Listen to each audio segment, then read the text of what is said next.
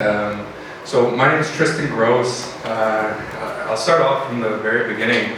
My career, I guess, started in school where I initially got in trouble at the early age of 7 for starting a club and collecting toonies from my peers. Apparently you're not allowed to do that. So It was just collecting toonies, like, what were you giving in return? well, it was called the FBI Club because everyone wanted to be like, cool.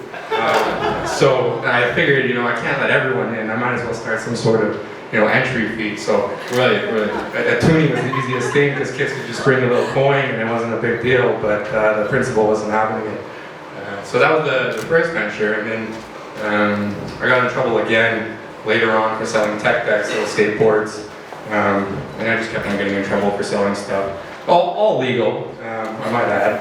But yeah, so after high school, I actually, I was still in high school. I started Bitcoin mining. So I built some computers and I started mining the actual Bitcoin.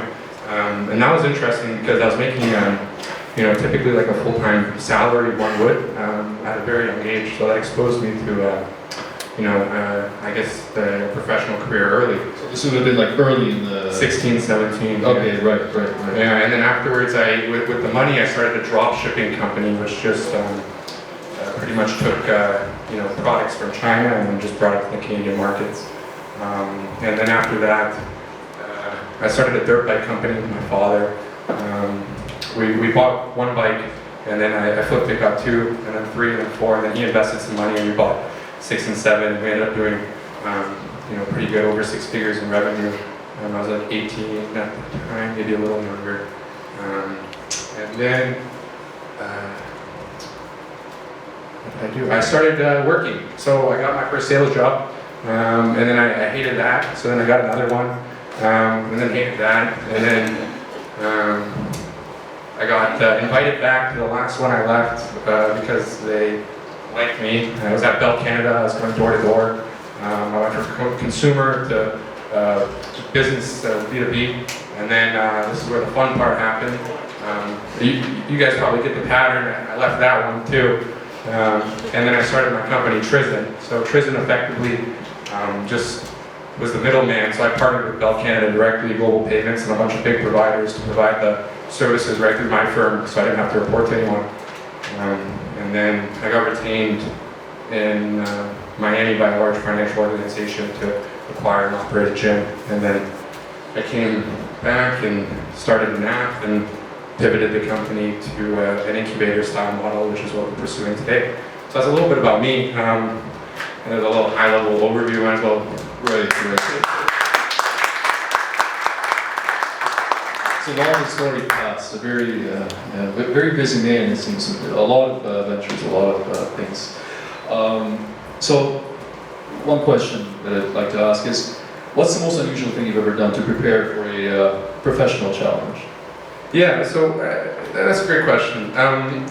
I'd say a professional challenge of mine was transitioning from, mining Bitcoin on my own to, kind of starting a firm with that gap of, working for other people that gave me some good experience. But the main professional challenge I wasn't foreseeing was what it takes to actually run a business. So there was a quote I heard online. It was it's not what it takes to make $1 million. It's who it takes to become. It's what it takes to become someone worth $1 million. So with that being said, the biggest professional challenge I've had was actually forming myself into the professional person I want to be to actually achieve my career goals. So that would definitely be one of the biggest challenges I've had. So that goes back to like the building of the brand, right? I mean, that's probably very important for that as well. Something a bit more sort of personal, I guess, would be what drives you. So what drives you to have this incubator style business that you have and to help all these businesses achieve their goals? Yeah, so I mean that's a unique question I wasn't expecting. So what drives me? Since I was young, I started my career really young. I didn't get any opportunities that were like that lucrative. I had to make the opportunities myself. So I wanted to kind of bridge the gap. The incubator is niche. I don't want to pitch it too much because I just want to talk about how to build a brand. But the incubator is helping engineers actually bring a product to market, and then we create a business with that product. So my main drive is helping others and working with others. At this time in my career, I'm lucky enough not to be cash motivated anymore. I don't have a need to be. So I strictly just work with others, and I enjoy doing so. That's what kind of motivates me. Thank you. Another question would be, in your incubator business, how much do you guys focus on building maybe a personal brand to whoever is the owner, the founder, and how much do you focus on building the brand of the business? How important is it? Yeah, we focus on building the brand of the business mostly.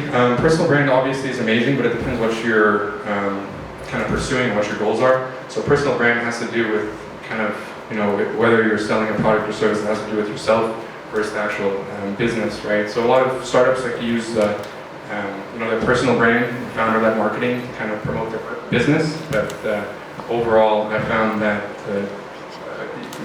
building the business's brand is vital, because that's the asset you can actually sell. And depending on, like I said, the goals of the individual, it varies. But building the business's brand allows you to build something of value that can be transferable to others. So it really depends on your career goals. Right, so it's a mix. Sometimes it might be worth it for that person. I mean, I know, like you have people like Trump. I mean, he has a very, very strong personal brand. I mean, his name is quite worth quite a lot. One other question, I think it would be probably the last, because I don't know if we have that much time left, is what has been the biggest challenge in your career so far, and how did you overcome it? Yeah, so with me being so young and doing so much so fast, there's a constant expansion that I'm facing. I like to kind of use like an analogy like an elastic band. When we're constantly growing and stretching, we have to maintain that new stretch, and that's hard. And then growing further than that, you're constantly stretching that rubber band, and you want to stretch it slow enough or fast enough where you're having growth that's exciting, but not too fast where you break it, right? So yeah, that's definitely been an interesting challenge. Yeah, can you repeat the question again, sorry? So it was, what has been the biggest challenge in your career so far, and then how did you overcome it? Yeah, growing for sure, yeah. Overcoming it has just been a matter of execution and kind of working through it. So early 2024, we started with just me, and then at the end of the year, now we have over 60 members on board.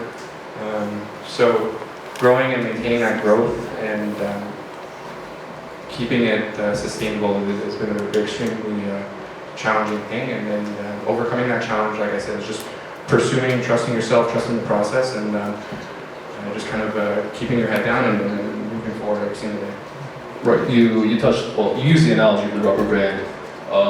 How does one know how far the rubber band goes before snapping? Is it an iterative process, or? If you've done it before, you can see it get a little white before. Right. So that's it. So the finances start getting a little weary. Projections start to not be as clear. That's when you maybe take a step back and try to just maintain where you're currently at. Yeah, that's kind of how I answer that. Right. Okay, thank you. And I guess this will be the last one probably, but that's probably the most interesting, I'll say. But what's a fun fact about yourself? Fun fact is I'm definitely an artist, actually.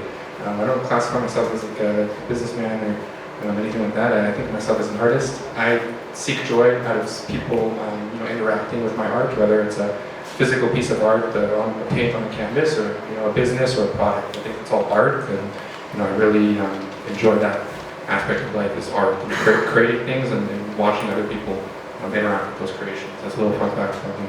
Right, I think that's beautiful. I mean, like art and the sort of like the aesthetic pursuit of life. Okay, so just a few seconds left, but I don't think we can answer any more questions. But thank you, Tristan. It's been a pleasure interviewing you, and everyone else, thank you.